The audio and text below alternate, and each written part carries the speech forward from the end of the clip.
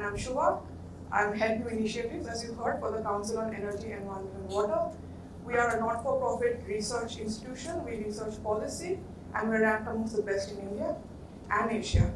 And we soon hope to be ranked amongst the best in the world because we're made in India. Our aim is to use data, analytics, and strategic outreach to explain and change the use, reuse, and misuse of resources. Now, at the root of it, it sounds like we're only talking about things. Because as you know, resources are things that we use day to day. It could be land, air, water, energy, raw materials, and processed goods. For everything that we use every day, our intrinsic resources, we must have access, security, justice, and sustainability in that order. Because access means we have the resource and we can procure it for ourselves safely and affordably. Security means that we have the access to that resource when we need it, on demand as we call it. Justice means that we all have equitable access to a resource. And that's different from equal, because equal means me and any other person in the world would have exactly the same access and security of that resource, but that is not fair because not all of us have the same privileges in life. So we have to make sure that this access is given to those who may not have the exact same capacity to acquire it, and that is where your justice comes in. And finally, we have sustainability. To many of us, it means green. But at the core of its definition, sustainability basically means having a resource at a certain rate for a certain amount of time, that it continues to be available to us. And then if you take it one step higher, sustainability has to be social, so it can continue in our lives. It has to be economic, so that we can grow. And finally, it has to be sustainable in the green sense or the environmental sense, so we do not run out of those resources. Now, here is the challenge. Ever since we have started as human beings, resources have been scarce for different reasons. Initially, because we did not have the mechanics and the tools to easily access them, so they were precious. Now, if you see, we have actually had the global population double from 3.5 billion to 7.7 billion between 1970 and 2020. So very, very short time frame if you think of the time that humanity has on this earth for the resource to have come into pressure. And this has created for us tremendous competition. We are born and we know we are competing with 7.7 billion other people for the exact same thing. And that is putting pressure on the system. And this competition is not new. For millennia, we have had tribes, we have had communities, we have kingdoms, we have individuals fighting for these resources. And today, we call this the division between the developed nations and the developing nations. And that is where the crux of sustainability in the global sense comes in. And which is why we're talking about the global imperative to reach sustainability to us. We have something called planetary boundaries. That means that we have certain critical earth processes that if we breach those boundaries, then it's going to have catastrophic damage for not only human beings, but the entire ecosystem that we know it. So this can be something like climate change, which you hear a lot about, but also land system change, where we change what a type of land was used for. So let's say we are putting solar panels on grasslands, and you've changed the nature of the biodiversity that's on that land. And you can also have this change the biogeochemical processes of the earth, the nitrogen cycle, the phosphorus cycle.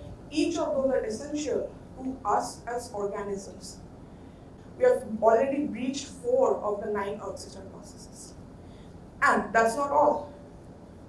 We now use resources and we're generating waste. It's called an ecological footprint that will require 1.75 Earths to sustain. That's almost 2 Earths.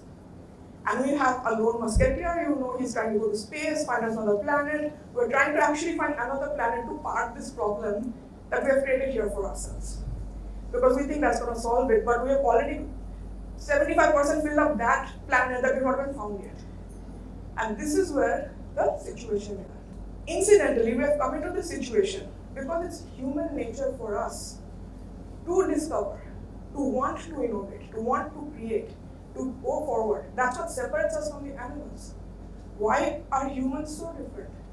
And this is not a negative. It has turned into a crisis, but it's actually not a negative. Our ingenuity and our innovation has given us tremendous scientific progress. It has given us medical progress, your societal progress, your economically prosperous. So we don't want to stop this process. We want to do this in a better way so that the resources are preserved for our future generations. And they do not run out because if we are profligate about it, as we have been in the past, then within the next 50, 60 years, we're going to have very, very severe consequences. Let's say you run out of water, drinking water. It's going to lead to riots, then it's going to lead to war, and the more powerful country will just take it from the vulnerable countries. There's a little irony to this. This sustainability challenge between a developed nation and a developing nation.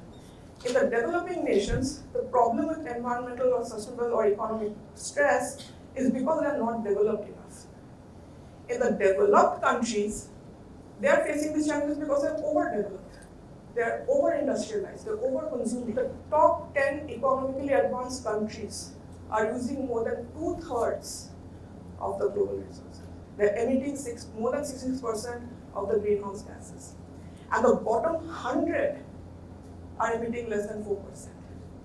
That is the range of discrepancy.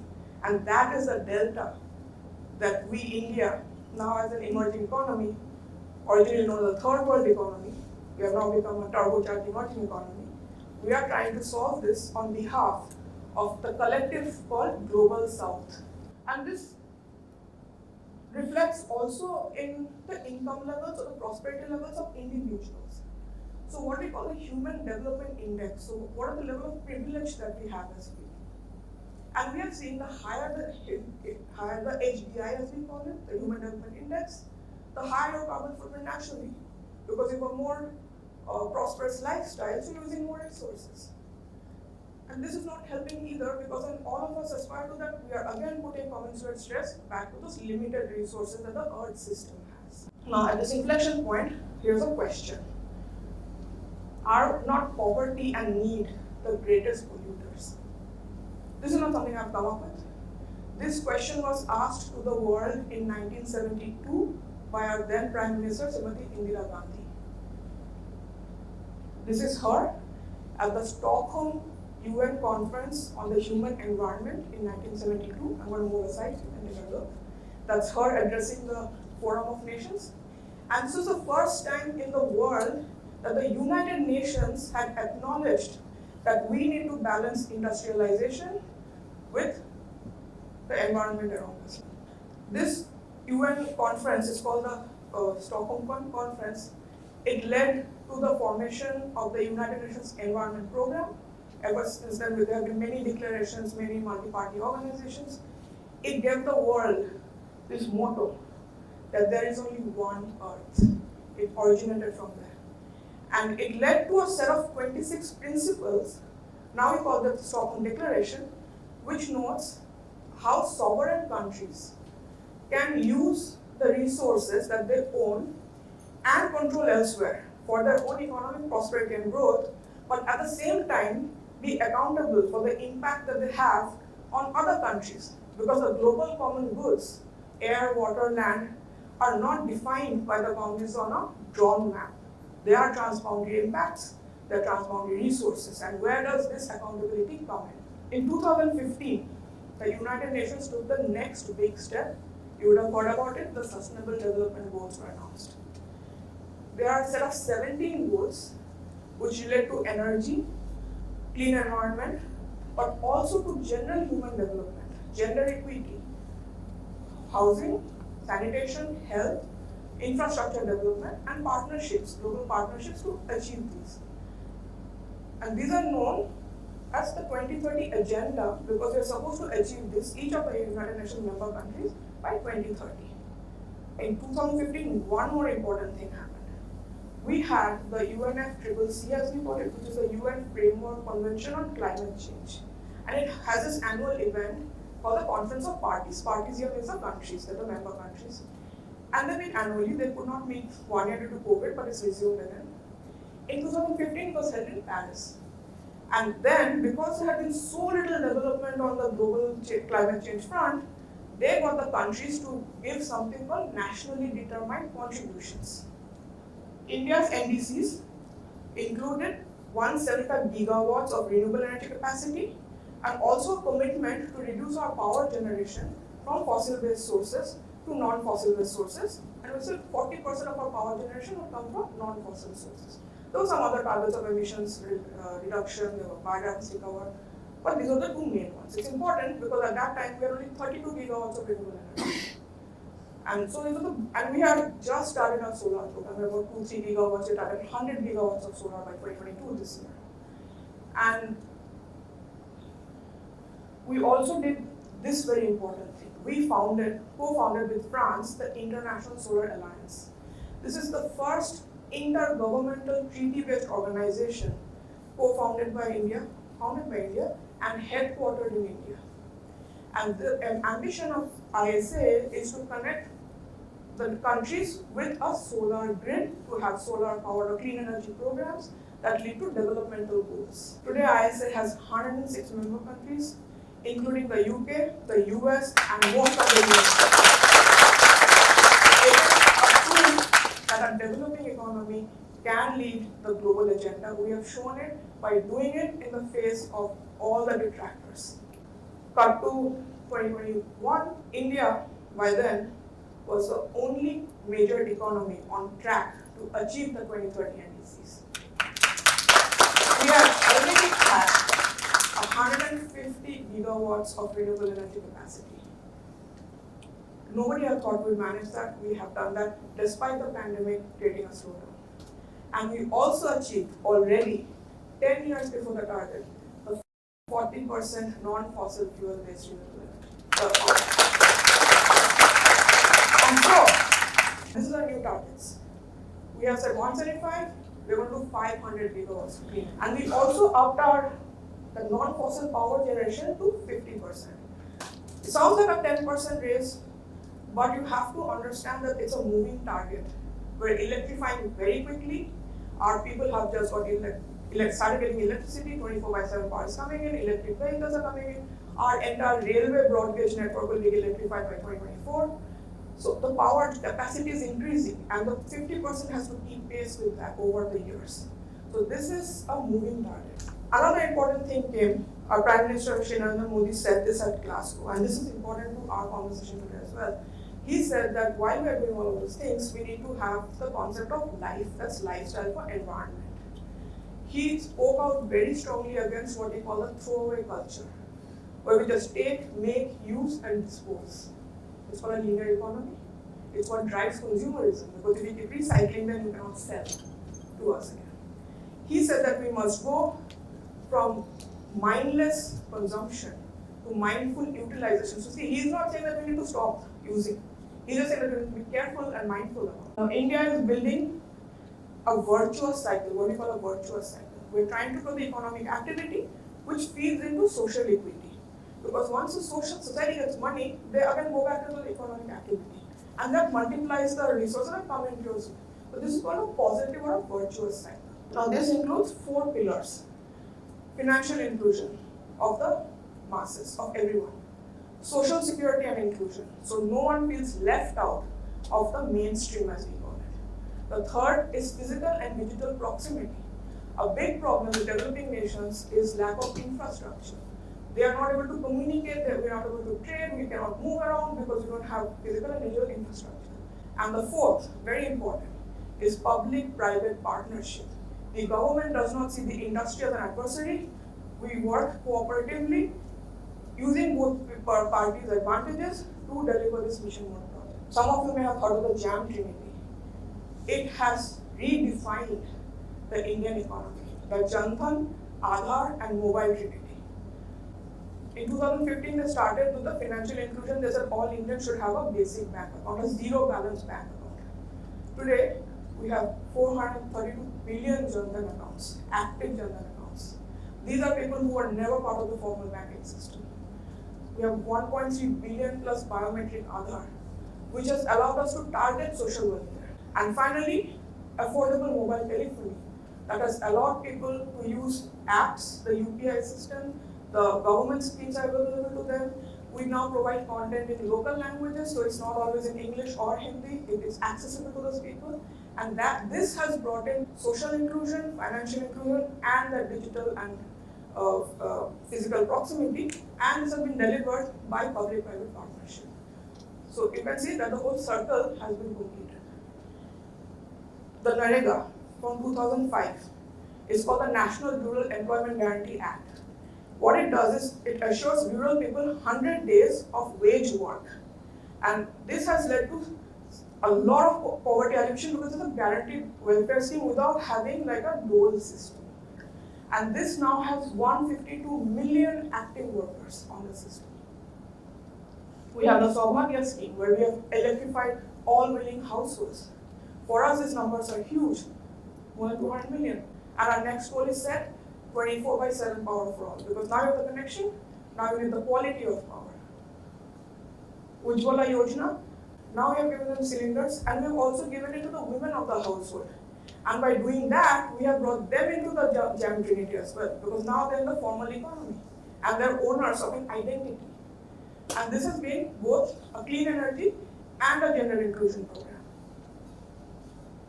You have the Ujala scheme, which has led to replacement of almost 370 million LED bulbs in households. This is the world's largest subsidy-free domestic lighting program.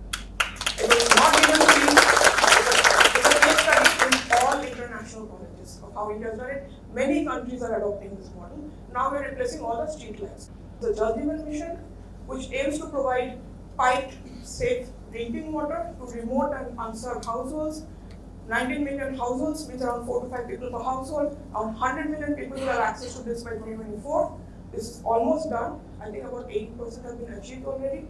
This has transformed the life of all those people who used to use kilometers for water. And the other thing is the Ayushman Bharat scheme, which provided insurance cover for only 300 rupees to the poor, who did not have any medical cover. Anything happened to them, they would have to sell their house, their jewelry, their cows, whatever was their resource, and 1 or 2 resources they had, no more. We now have the world's largest public funded healthcare system with 500 million beneficiaries. Let's go back to the Stockholm Conference.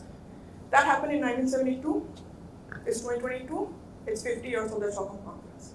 My organization, CEW, was selected by the host country, Sweden, as the official partner from the Global South to write the official report, the scientific report and the youth report of Stockholm Plus. We were trusted by the world to represent the Global South in all fairness and justice. The 2 papers I co-authored for it are the topics that I have the privilege of talking to you about today, which is renewed multilateralism to alleviate chronic risks and improve human security. We've seen how chronic risks like the pandemic, followed by all these extreme events, forest fires, floods, cyclones, food shortage, energy shortage, record decades high inflation. These are chronic shocks. And when they happen one after the other, it's called a perfect storm.